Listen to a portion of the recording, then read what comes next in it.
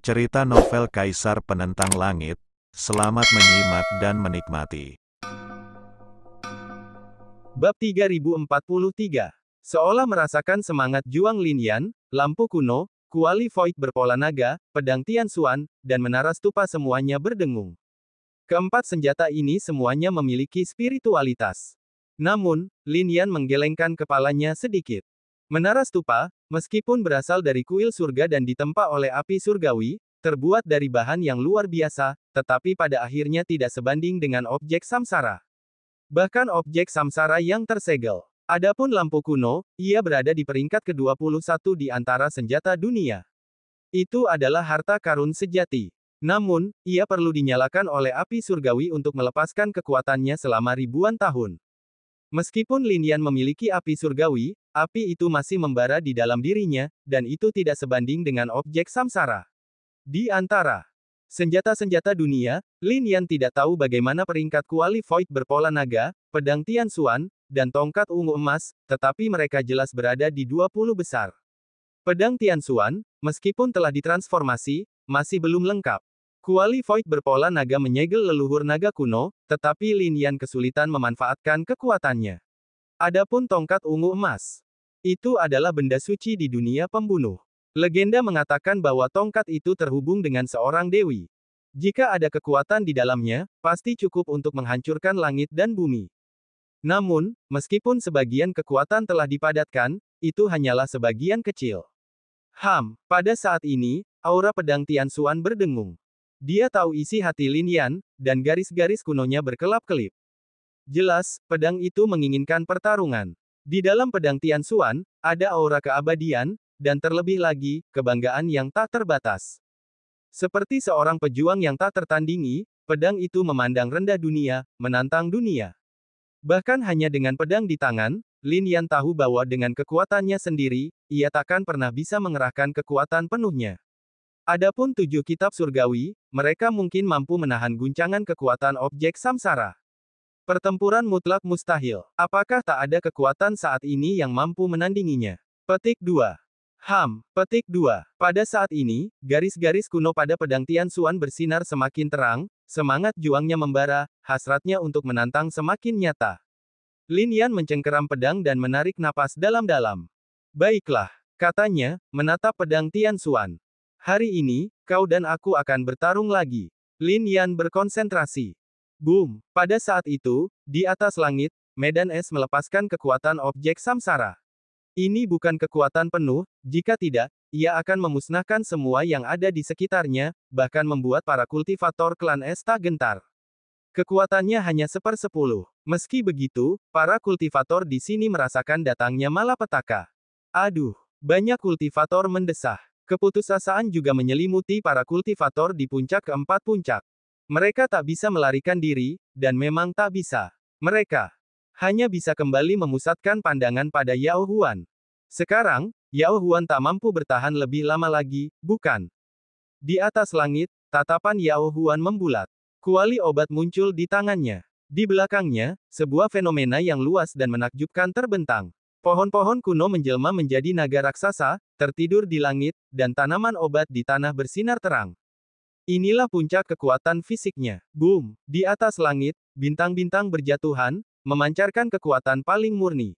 Yao Huan berteriak, memusatkan seluruh kekuatannya pada kuali obat, bertabrakan dengan kekuatan benda reinkarnasi. Ke segala arah, cahaya mengerikan itu begitu menyilaukan hingga mustahil untuk membuka mata. Bang! Namun cahaya itu hanya sekejap.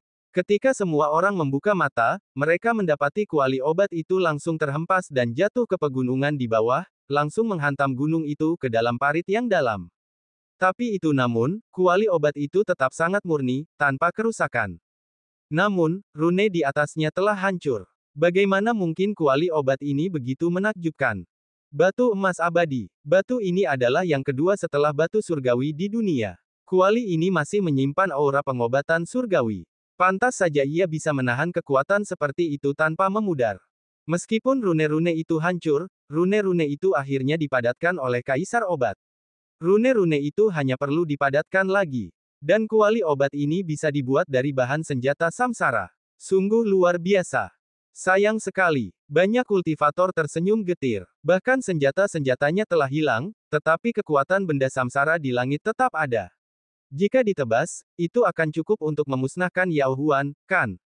Bas. Seperti yang diduga, saat semua orang menyaksikan, semua pertahanan Yao Huan runtuh. Bahkan aura terlarang pun hancur saat itu juga. Namun, kekuatan benda samsara itu telah sangat terkuras. Sekecil apapun yang tersisa, Yao Huan tak mampu melawannya. Bahkan sepersepuluh kekuatan makhluk samsara pun mampu mencapai ini, sungguh mengerikan. Bahkan seseorang sekuat Yao Huan hanya bisa menghela napas panjang. Bunuh. Namun, tepat ketika semua orang meratapi Yao Tiandi, sebuah suara bergema di langit. Banyak praktisi menoleh dan langsung melihat Lin Yan. Tak seorang pun menyangka ia akan berbicara saat ini. Pagoda, kuali berpola naga, lampu kuno, dan bahkan lonceng kuno yang sunyi di keempat sudutnya, mengelilingi Lin Yan, menyokong formasi pembunuhan abadi, memicu niat membunuh. Di dahi Lin Yan, jimat Tiangen mengendalikan situasi, memfokuskannya pada pedang Tian Xuan. Semakin formasi pembunuhan abadi berada di area aura pembunuh yang membara, berlumuran darah, dan dipenuhi mayat, semakin mengerikan jadinya. Itulah yang sedang terjadi sekarang. Kekuatan formasi ini, dipadukan dengan kekuatan langit dan bumi serta energi pedang dari pedang Tian Xuan itu sendiri. Ditambah dengan kemampuan Lin Yan untuk mengaktifkan seni rahasia Tianling dan menggunakan Douzan Tiansu. Memadukannya dengan kekuatan samsara dan kekuatan surga. Energi pedang itu luar biasa dahsyat. Aura pembunuh merasuki langit dan bumi. Dentang, pedang itu membelah kehampaan, menyerbu ke arah kekuatan makhluk samsara. Bang! Akhirnya, energi pedang itu bertabrakan dengan kekuatan itu. Wajah Lin Yan memucat hingga ke tulang. Serangan sebelumnya telah menghabiskan hampir seluruh kekuatannya. Saat itu, tak seorang pun dapat membayangkan bahwa kekuatan sebesar itu dapat dilawan.